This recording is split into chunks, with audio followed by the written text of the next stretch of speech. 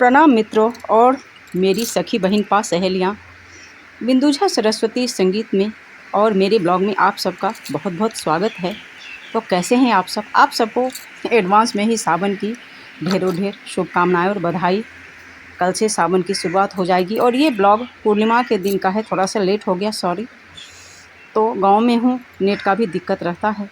अब ये 3-3:30 बजे के बाद का मेरा ये ब्लॉग है। मैं अपना रूटीन अभी आपको दिखाऊंगी। ये मेरा नया घर बन रहा है और इधर जो ये पुराना घर है, काफ़ी पुराना है, ये मेरी सासू माँ का किचन था। अब तो इसे भी तोड़ना है। और अभी मैं जिसमें रह रही हूँ वो घर काफ़ी पुराना है। उसमें मेरे सास ससुर की बहुत सारी यादें बसी हुई है। पुराना है लेकिन उस घर में बहुत सुकून है।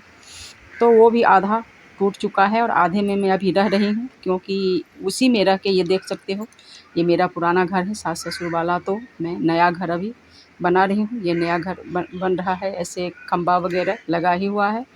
यहाँ पे बिहार में काफ़ी बारिश हो रही है, लेकिन हरियाली के कारण अच्छा लगता है। गर्मी पड़ती है लेकिन फिर भी अच्छा ही लगता है। अब अभी मैंने लगाया है फ्रेंड्स मेहंदी, क्योंकि सावन की शुरुआत हो गई है और इस बार मैंने सोचा कि चलो कुछ परंपरा निभा लेते हैं। एक दिन पहले तो मैंने हरी चूड़ी भी डाल ली और मैंने मेहंदी भी ये लगा लिया है। पास में था तो सोचा चलो, पूरी परंपरा तो निभ नहीं पाती है लेकिन जितना हो सके उसमें पीछे नहीं हटना चाहिए। तो मैंने मेहंदी लगाया, चूड़ी डाल लिया है हरे कलर का। आप सब ने मेहंदी लगाया कि नहीं, चूड़ी डाली कि नहीं, कमेंट्स ज़रूर करना।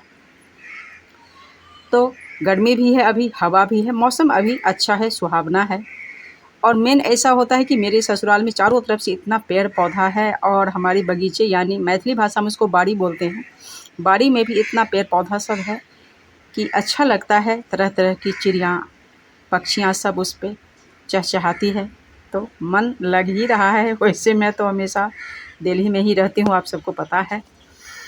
तो अभी मैं सोच रही थी 1-1.5 घंटा मैं मेहंदी रखूँगी, लेकिन तब तक मेरे हस्बैंड के चाय का टाइम हो गया। लगभग 4:15 बज रहे हैं और उनको अभी चाय पीना है, तो मैंने चाय चढ़ा दिया है। एक हाथ में तो मेहंदी लगी ही हुई है, मैंने सोचा एक हाथ से मैं चाय चढ़ा देती हूँ। मैं भी चाय पी लूँगी, क्योंकि उसके बाद मुझे करनी है डस्टिंग, सारे कपड़े को तह लगाना है। तो मेरी चाय बन कर के ये तैयार हो चुकी है। अब मैं पहले हस्बैंड को अपने उनको दे देती हूँ, फिर मैं भी पीऊँगी। फिर मैं देखती हूँ मेहंदी अगर सूख जाएगा तो इसे निकालूंगी। तो मेरी मेहंदी लगभग सूख चुकी है। तो अपने हस्बैंड को चाय देने के बाद मैंने ये सारा मेहंदी हटाया। अब मैं इसको बाद में पानी से धो करके उस पर सरसों तेल में लगाऊंगी। पहले मैं पीती हूँ चाय, और आप सबको पता है मुझे चाय बहुत पसंद है, चाय बहुत अच्छा लगता है मुझे। बल्कि मैं ऐसा समझिए चाय पे ही ज़िंदा हूँ। खाना तो एक बार दिन एक बार रात ही मैं खाती हूँ पूजा पाठ के कारण, लेकिन मुझे चाय तो चाहिए। तो फटाफट से मैं पहले चाय पीती हूँ, फिर मैं करूँगी डस्टिंग, और हाथ भी मुझे धोना है और कपड़े वगैरह भी हैं, मुझे तह लगाने हैं। बरामदे में भी कपड़ा डला हुआ है, क्योंकि आंगन में डालो तो अचानक बारिश आ जाती है। तो बरामदे में भी हल्का हल्का धूप का जो है असर रहता है, हवा चलती है तो मेरा कपड़ा सूख जाता है।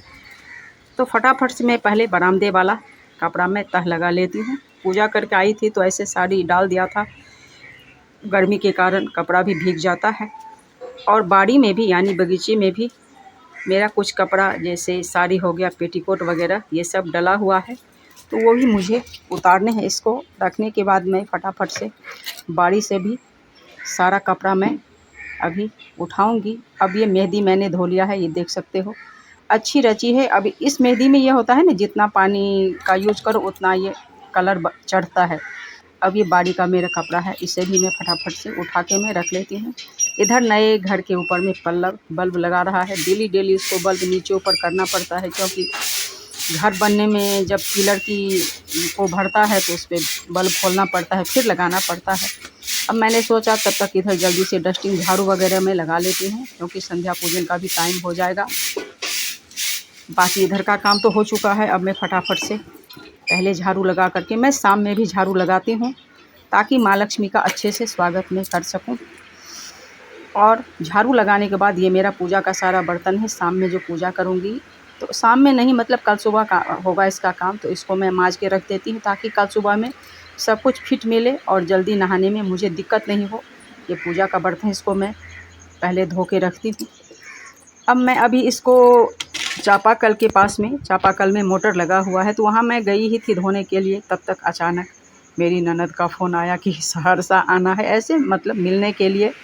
और उन्होंने बहुत प्रेशर दिया कि नहीं नहीं आना ही है। तो मैं फटाफट से, मेरे हस्बैंड तो तैयार हो चुके और मैं तैयार मैं भी हुई हूँ, क्योंकि मुझे जाना है सहरसा। और इससे पहले मैंने आपको शूट दिखाया नहीं, मैं दुर्गा मंदिर से दर्शन करके आ गई थी।